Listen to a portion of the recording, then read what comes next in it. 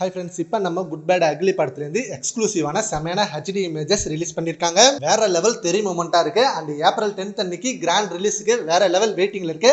And அது இல்லாம நாளைக்கு நம்ம டிக்கெட் அட்வான்ஸ் புக்கிங் ஓப்பன் ஆகுது. ஏகே ஃபேன்ஸ் எல்லாம் அந்த ஒரு ஹை பாயிண்டிங்கான மொமெண்ட்டுக்கு தான் வெயிட் பண்றாங்க.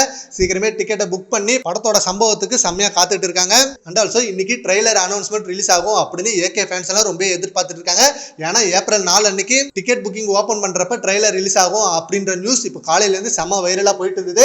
நாளைக்கு ட்ரெய்லர் ரிலீஸ் ஆகுதுன்னா இன்னைக்கு ட்ரெய்லர் அனௌன்ஸ்மெண்ட் வீடியோ ரிலீஸ் ஆகும் அப்படின்ற மாதிரி எதிர்பார்க்கறாங்க. அண்ட் அதுக்கு முன்னாடி இப்போ நம்ம குட் பேட் அக்லி படத்துல இருந்து எக்ஸ்க்ளூசிவான செம்மையான ஸ்டில்ஸ் எல்லாம் ரிலீஸ் பண்ணிருக்காங்க. அண்ட் இது ஒரு பக்கம் இருக்க நம்ம குட் பேட் அக்லி படத்துக்காக ப்ரமோஷனை ஸ்டார்ட் பண்ணிட்டாங்க. அபிஷியல் சைட்ல இருந்தும் சரி, நம்ம ஏகே ஃபேன் சைட்ல இருந்தும் சரி, அண்ட் அபிஷியல் சைட்ல இருந்து இன்டர்வியூஸை ரெடி பண்ணிட்டு இருக்காங்க.